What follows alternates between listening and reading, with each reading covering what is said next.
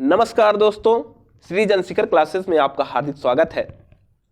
समान अध्ययन के रैपिड फायर में भौतिक विज्ञान का 8वां अध्याय है विद्युत एवं विद्युत चुंबकीय प्रेरण। ठीक है, वीडियो को आप लोग ज़्यादा से ज़्यादा शेयर करिए। ठीक है, जिस भी किसी एग्जाम में जीके जीएस पूछे जाते हैं उन सभी एग्जाम के लिए यह हमारा वीडियो बेहद ही महत्वपूर्ण होने वाला है। यही वीडियो नहीं बल्कि जो हमारा समान अध्ययन का रैपिड फायर चल रहा है, प्रत्येक वीडियो, ठीक है, प्रत्येक वीडियो आपके लिए बेहद ही महत्वपूर्ण होता है। अगर आपको इसका सभी वीडियो चाहिए, इसका प्लेलिस्ट चाहिए, तो हमारे श्री जनशिखर क्लासेस को सब्सक्राइब करें और प्लेलिस्ट में जाएंगे तो समान अध्ययन रैपिड फायर का एक फाइल खुलेगा, उसको ओपन करेंगे, आपको सभी वीडियो एक ही प्लेलिस्ट में मिल जाएगा। ठीक है, चलिए स्टार्ट करते हैं आज का अपना पहला क्वेश्चन।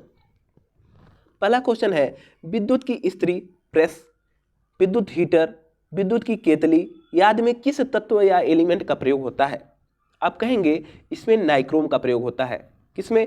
विद्युत की इस्त्री में या हीटर में, विद्युत की केतली में किस तत्व का प्रयोग होता है या किस एलिमेंट का प्रयोग होता है? आप कहेंगे नाइक्रोम का। अगला क्वेश्चन है किसी भी अर्धचालक को गर्म करने पर उसके प्रतिरोध पर क्या प्रभाव पड़ता है? पूछ रहा है कि अगर किसी भी सेमीकंडक्टर को, किसी भी अर्धचालक को जब गर्म करते हैं तो उसके प्रतिरोध पर क्या प्रभाव पड़ता है?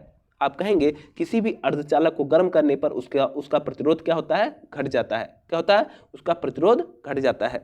अगला क्वेश्चन है बिजली का सबसे उत्तम चालक है।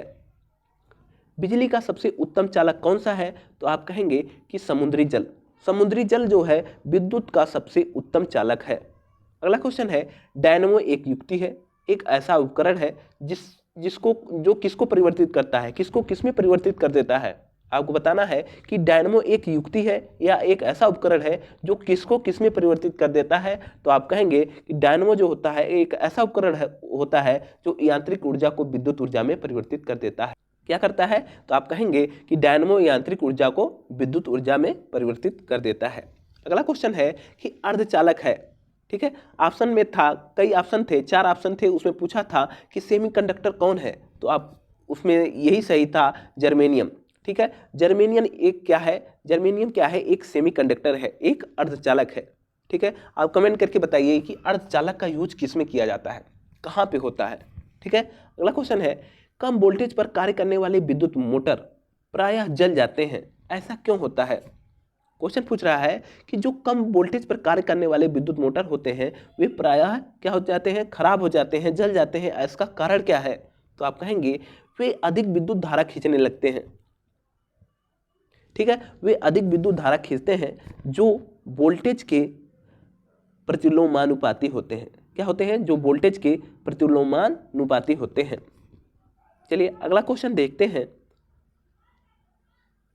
अगला क्वेश्चन है 3 पिन बिजली के प्लग में सबसे लंबी पिन किसको जोड़ता है? ठीक है, 3 पिन बिजली के प्लग में सबसे लंबी पिन किसको जोड़ता है? तो आप कहेंगे आधार सिरे से। ठीक है, आधार सिरे से। ठीक है, 3 पिन बिजली के प्लग, जो हम लोग प्लग विद्युत वाला प्लग, जैसे कोई भी प्लग हम बोर्ड में खोजते हैं तो देखते हैं ऊपर वाला जो प्लग होता है, सबसे मोटा वाला प्लग में जो स्टील वाला लगा होता है वह किससे जुड़ा होता है? तो आप कहेंगे वह आधार वाले सिरे से जुड़ा होता है। अगला क्वेश्चन है जब टीवी का स्विच ऑन करते हैं, जब आप टीवी का स्विच ऑन कर देते हैं या टीवी चालू कर देते हैं तो क्या होता है? श्रव्य और दृश्य दोनों एक साथ शुरू हो जाते हैं। अगला क्वेश्चन है ट्रांसफार्मर प्रयुक्त होता है।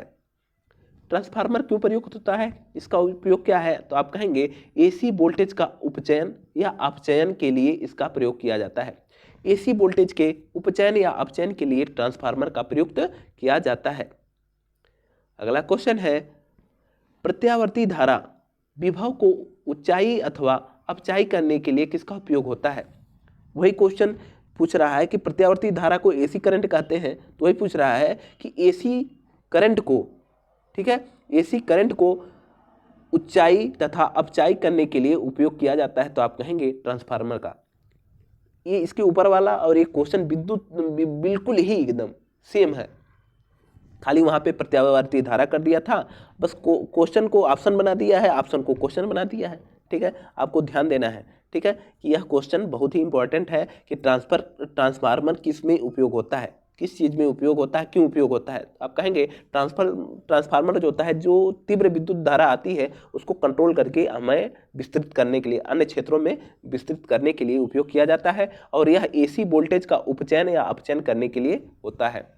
ठीक है, अगला क्वेश्चन है कि विद्युत उपकरणों में अर्थ का उपयोग होता है। ठीक है, हम जो विद्युत उपकरण में जो अर्थ का प्रयोग करते हैं उसका कारण क्या होता है?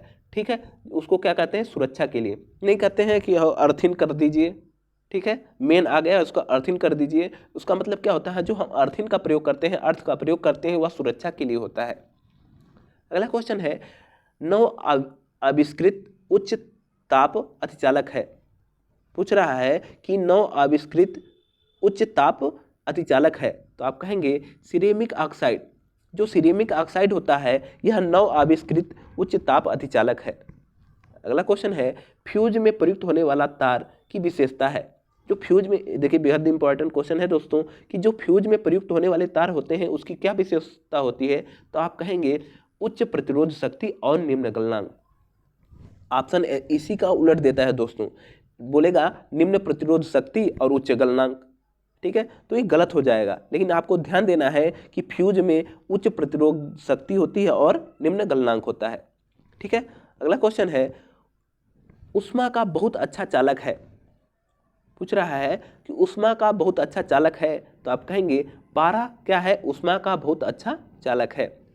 किसी अर्धचालक का प्रतिरोध गर्म करने पर क्या होता है? यह भी क्वेश्चन पीछे मिला था कि जब अर्धचालक का प्रतिरोध गर्म होता है तो वो उसमें क्या होता है? तो आप कहेंगे उसमें प्रतिरोध क्या हो जाता है? घट जाता है। क्या होता है? घट जाता है। अर्धचालक को गर्म करने पर प्रतिरोध पर क्या प्रभाव पड़ता है? ये क्वेश्चन पीछे पूछा था, तो ये क्या होता है? अर्धचालक को गर्म करने पर उसका प्रतिरोध घट जाता है। अगला क्वेश्चन है, विद्युत का सबसे अच्छा चालक है। ठीक है, बेहद इंपॉर्टेंट क्वेश्चन है, बहुत महत्वपूर्ण क्वेश्चन है दोस्तों, कि विद्युत का सबसे अच्छा चालक क्या होता है? तो आप कहेंगे चांदी। अधिकांश लोग इस पे कापर मारते हैं, लेकिन आपको याद रखना है विद्युत का सबसे अच्छा चालक कौन है? चांदी है, सिल्वर। अगला क्वेश्चन है, एक युक्ति जो इलेक्ट्रिकल ऊर्जा को यांत्रिक ऊर्जा में बदल देता है। इलेक्ट्रिक ऊर्जा को यांत्रिक ऊर्जा में कौन बदल देता है? तो आप कहेंगे मोटर। ठीक है, मोटर जो है यांत्रिक ऊर्जा को इलेक्ट्रिक ऊर्जा को क्या कर देता है? यांत्रिक ऊर्जा में बदल देता है। अगला क्वेश्चन है, सिलिकॉन एवं जर्मेनियम है। ठीक है, सिलिकॉन और जर्मेनियम हमारे क्या है? ये सेमीकंडक्टर होते हैं, ये हमारे क्या होते हैं? अर्धचालक होते हैं। चलिए अगला क्वेश्चन देखते हैं, घरों में लगे पंखे, बल्ब, ट्यूब आदि लगे होते हैं। जो हमारे घर में, देखिए ये भी क्वेश्चन बार बार पूछता है दोस्तों, कि जो हमारे घर में पंखे लगे हुए हैं, जो बल्ब लगे हैं, यह हमारे घर में किस क्रम में लगे हुए हैं? समांतर क्रम में कि श्रेणी क्रम में कि समांतर श्रेणी क्रम दोनों में लगे हुए हैं? तो आपको बताना है जो हमारे घर में बल्ब, पंखे या ट्यूबलाइट जलते हैं, जो उनको किस क्रम में जोड़े गए हैं? तो आप कहेंगे समांतर क्रम में। किस क्रम में? समांतर क्रम में। अगला क्वेश्चन है, आपस में जुड़ी दो आवेशित वस्तुओं के बीच विद्युत धारा प्रवाहित नहीं होती है। कह रहा है आपस में जुड़ी दो आवेशित वस्तुओं के बीच विद्युत धारा नहीं प्रवाहित होती है, ये वे होते हैं जिसमें समान विभव होता है। वो दोनों आपस में जुड़ी हैं तो क्या होगा? दोनों आवेशित वस्तुओं के बीच विद्युत धारा प्रवाहित नहीं होंगी।